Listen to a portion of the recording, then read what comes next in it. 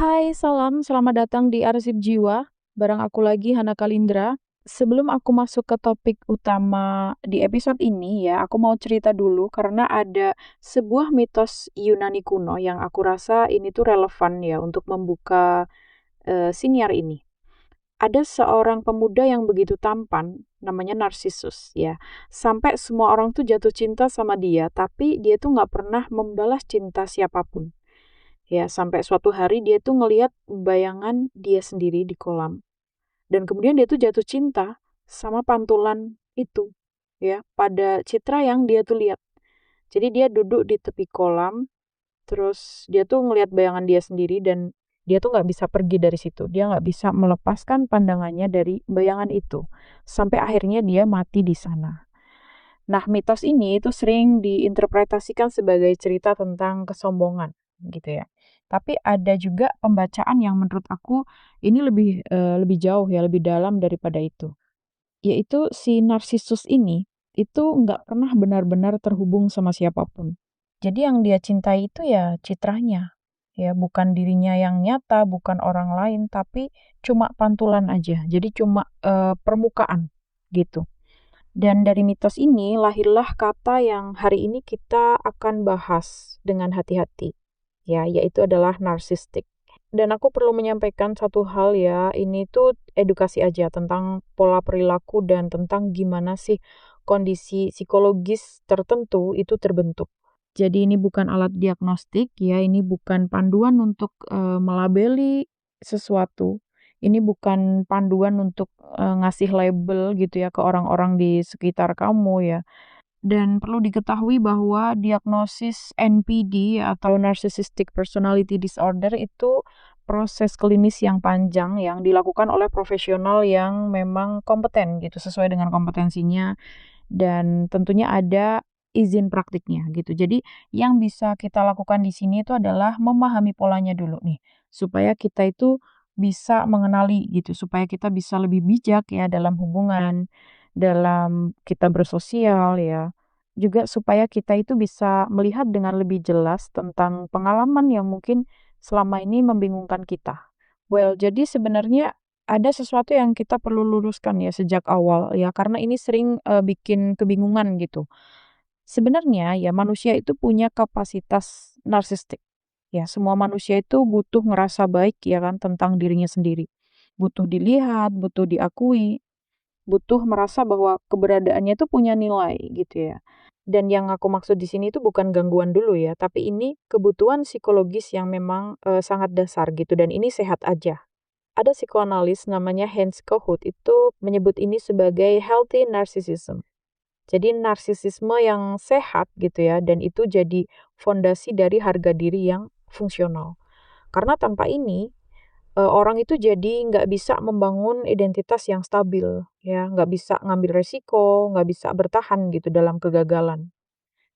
Nah, terus kapan nih ya kan narsis itu berubah jadi sesuatu yang bermasalah? Nah, jawabannya itu ada di 3 hal yang itu terjadi bersamaan, ya. Pertama, polanya itu jadi sangat kaku. Artinya, cara seseorang untuk dapat validasi itu nggak fleksibel. Itu harus datang dari sumber tertentu gitu, dalam jumlah tertentu, dengan cara tertentu. Jadi nggak ada nih ruang buat negosiasi. Kemudian yang kedua, kebutuhan akan pengaguman itu jadi nggak ada batasnya. Jadi dia nggak cuma sekedar mau dihargai, pengen dihargai aja, tapi ini udah jadi kehausan gitu yang emang nggak akan pernah benar-benar terpuaskan. Ya, seberapa pun banyak pujian yang dia terima, itu selalu nggak akan pernah cukup gitu. Yang ketiga, dan ini krusial ya, jadi ada kegagalan empati yang sistematis. Mereka tuh sebenarnya juga berbuat baik ya, mereka juga kadang peduli sama orang ya. Tapi dalam momen di mana kepentingannya itu bertabrakan dengan perasaan orang lain, nah itu kemudian perasaan orang lain tuh jadi kayak kalah, jadi nggak penting nih. Harus dia dulu yang lebih diutamakan gitu. Nah, tapi sebenarnya ya, ada paradoks dari semua kondisi ini yang penting untuk kita itu pahami gitu ya. Narsisisme yang udah jadi gangguan ya itu bukan lagi tentang terlalu mencintai diri sendiri. Tapi ini malah justru sebaliknya. ya. Jadi di balik semua penampilan orang yang serba sempurna ya, megah gitu, atau di balik semua klaim tentang kehebatan dan keistimewaan orang ini, itu sebenarnya ada rasa nggak cukup gitu yang sangat dalam. Ada keyakinan yang tersembunyi gitu bahwa diri dia yang sesungguhnya itu nggak layak untuk dilihat, ya nggak layak untuk dicintai, atau nggak cukup baik gitu untuk hadir di dunia tanpa topeng. Nah, jadi apa yang mereka bangun itu adalah akhirnya jadi false self, ya, diri palsu gitu yang sempurna, diri palsu yang kompeten. Itu sebagai perisai terhadap kemungkinan bahwa diri yang sesungguhnya dia itu emang gak akan diterima atau ditolak gitu. Jadi narsisus itu tadi ya, itu gak jatuh cinta sama dirinya sendiri, tapi dia jatuh cinta sama bayangannya ya, sama versi yang terlihat di permukaan air gitu. Karena kalau ngelihat bayangan itu kan lebih aman ya rasanya daripada ngelihat diri dia yang sesungguhnya. Nah, terus apa sih sebenarnya yang terjadi gitu ya di dalam diri orang narsistik gitu? Ada penelitian yang cukup konsisten dalam beberapa dekade terakhir tentang perbedaan neurologis pada orang dengan NPD. Salah satu yang paling sering dikutip itu penelitian yang dipublikasikan di Journal of Psychiatric Research ya. Dia menemukan bahwa individu dengan NPD itu punya gray matter yang lebih tipis di area otak, itu yang disebut dengan anterior insula. Jadi area yang berperan penting dalam kemampuan untuk merasakan dan memproses empati. Nah, di sini tuh bukan mereka tuh nggak bisa ngerasain apa-apa ya, tapi ini kayak ngasih gambaran neurologis tentang kenapa sih empati itu kayak proses yang jauh lebih sulit dan nggak konsisten gitu bagi mereka. Ya. Nah, kemudian ada juga nih namanya amigdala yang reaktif. Jadi, amigdala itu kan bagian otak yang memproses ancaman nih. Dan pada individu dengan NPD ya, misalnya dia dikritik, mungkin kritiknya tuh kecil gitu atau sepele gitu. Disampaikannya juga dengan baik gitu, nggak yang menyinggung atau nggak ngajak ribut gitu. Tapi seringnya itu diproses sama amigdalanya itu sebagai ancaman eksistensial. Jadi bukan sekedar dianggap sebagai, "Oh ini tuh nggak setuju," atau sekedar masukan gitu ya. Tapi itu jadi sesuatu yang benar-benar mengancam keseluruhan, keberadaan dia, gitu. Nah, ini menjelaskan kenapa respon mereka terhadap kritik itu benar-benar kayak nggak proporsional. Kenapa pertanyaan kecil itu bisa berubah jadi, keributan ya atau konfrontasi besar gitu. Dan mereka tuh sangat cepat beralih ke serangan gitu. Jadi kayak mereka tuh lebih cepat untuk nyerang balik gitu ketika dia tuh ngerasa dikritik. Nah, kemudian kita bahas nih akarnya dari mana sih sebenarnya ya. Karena kalau kita ngomongin tentang NPD dalam budaya populer gitu ya, itu gambaran yang sering muncul tuh kan kayak orang yang dibesarkan dengan terlalu dimanja misalnya, atau dipuji berlebihan. Atau mereka ini sering, dikasih tahu atau dibilang istimewa gitu, sampai mereka tuh percaya dan setoksik itu percayanya gitu ya. Dan memang ada jalur pembentukan seperti itu ya, yang disebut dengan golden child dynamic. Jadi anak yang dijadikan pajangan pencapaian orang tua. Yang mana pujiannya itu selalu berlebihan tapi selalu berbasis performa nih. Jadi bukan berbasis siapa mereka, tapi apa yang mereka hasilkan gitu. Jadi di awal mereka itu hidup ya, nilai tentang dirinya di mata orang tua itu bergantung pada seberapa sempurna dia itu bisa tampil. Nah, anak ini kemudian tumbuh dengan pemahaman bahwa ada dua versi dirinya, ya, versi yang dipamerkan dan dikagumi ini, terus juga ada versi dirinya yang nggak pernah benar-benar dilihat. Dan karena yang dilihat dan dicintai itu selalu yang pertama ya, yang bagus-bagusnya aja, yang berprestasi gitu ya. Maka bagian kedua itu jadi rasanya kayak harus disembunyikan nih, harus ditutup. Nah, terus ada jalur satunya lagi ya, itu adalah anak yang diabaikan atau dijadikan kambing hitam ya, scapegoat. Jadi anak yang kebutuhannya itu secara konsisten nggak direspon. Mungkin anak ini dibesarkan di rumah dengan orang tua yang emang ada kecenderungan NPD gitu misalnya. Jadi nggak ada ruang nih untuk keberadaan emosional anak itu. Ya, secara sehat itu nggak ada. Nah, akhirnya dia tuh harus menciptakan dunia alternatif dalam kepalanya ya, dunia di mana dia itu hebat. ya dia tuh istimewa ya, dia punya nilai yang nggak diberikan kepadanya gitu dari lingkungannya.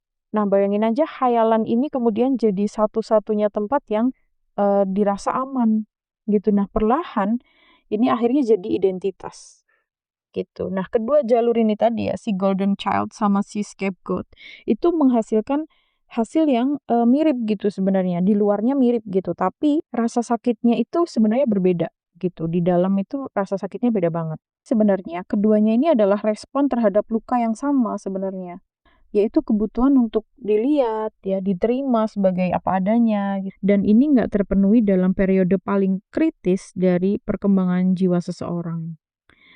Nah, kalau dalam psikologi Jung ya, jadi apa yang terjadi dalam kondisi ini itu sebenarnya ego yang nggak pernah ketemu dengan self ya, nggak pernah ketemu dengan the self yang sesungguhnya. Buat teman-teman yang udah ngelihat videoku sebelumnya ya, di situ aku bahas tentang individuasi. Jadi proses individuasi itu kan perjalanan menjadi diri yang utuh ya. Itu kemudian kalau untuk orang-orang dengan kecenderungan narsisistik kayak gini, itu jadi terhenti di titik yang awal gitu. Jadi di awal, fase hidup mereka, itu udah bermasalah ya untuk terbukanya proses ini. Karena lingkungan itu nggak ngasih kondisi yang aman gitu untuk mereka ini bertemu dengan semua bagian dari dirinya, termasuk yang nggak sempurna, yang rapuh, yang rentan. Dan karena pertemuan itu nggak terjadi ya, jadi ego yang nggak pernah ketemu dengan the self ini, itu akhirnya ego itu membangun struktur alternatif ya. Jadi dia membangun kayak false self yang megah gitu untuk mengisi kekosongan yang ditinggalkan oleh the self yang nggak pernah sempat tumbuh. Nah, sebenarnya kayak gimana sih wajah orang dengan narcissistic disorder di kehidupan nyata gitu ya? NPD itu nggak selalu datang dalam satu bentuk aja nih, tapi ada beberapa tipe. Yang pertama itu adalah overt narcissist. Jadi dia terbuka dan dominan.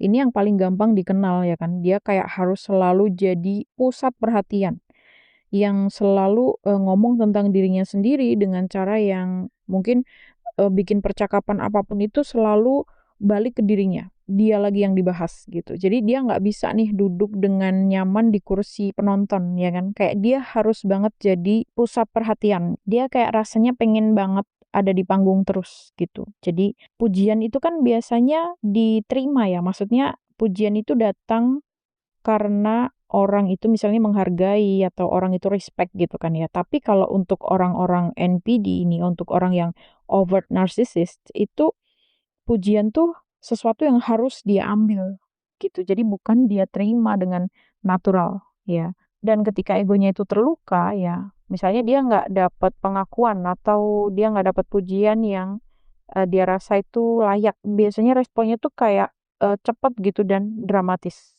Misalnya dia kayak terang-terangan marah gitu atau dia nyerang balik dengan cepat. Mereka tuh punya kemampuan untuk membalikkan situasi sehingga, selalu jadi yang paling dirugikan, kayak gitu. Nah, kemudian tipe yang kedua itu ada covert narcissist dan ini paling penting ya untuk dipahami dengan baik karena dia beroperasi dengan cara yang hampir berlawanan secara penampilan. Dia tuh nggak pamer ya, nggak secara terang-terangan show off gitu ya.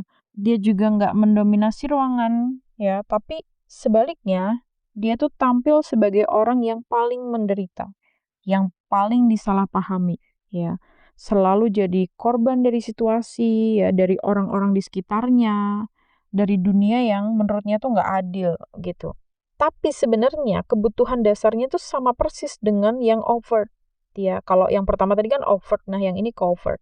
Kebutuhan dasarnya itu sebenarnya sama aja, dia cari perhatian, ya cari validasi, cari pengakuan bahwa dia itu istimewa gitu.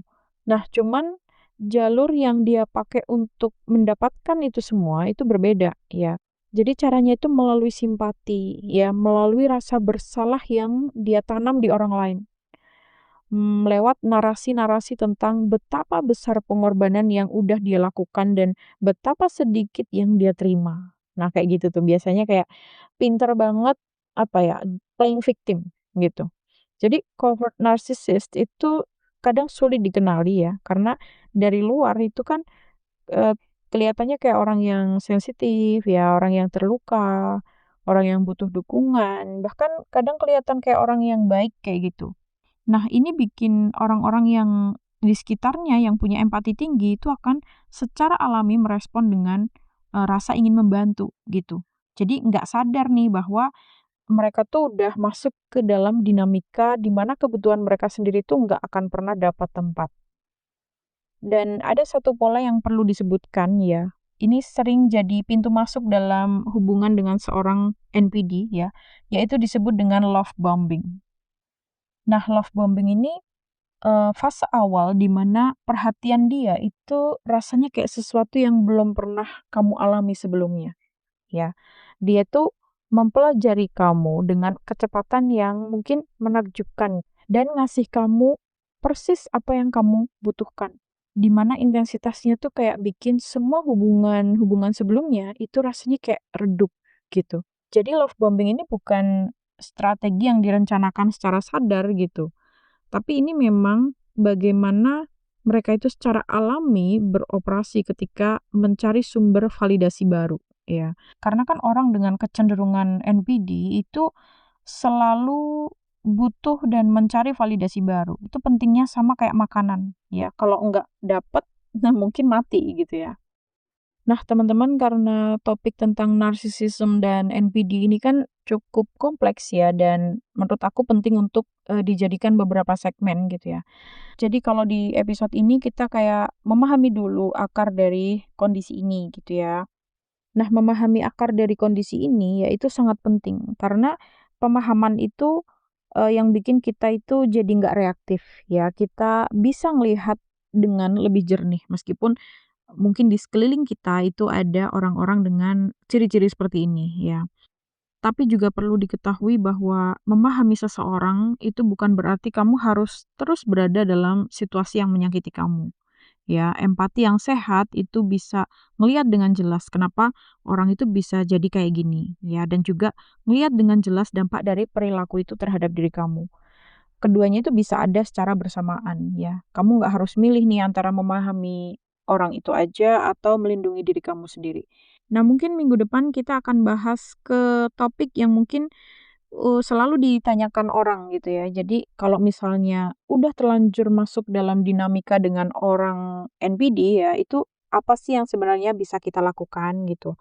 Gimana caranya keluar atau menghadapinya tanpa kehilangan diri kita sendiri dalam proses itu ya.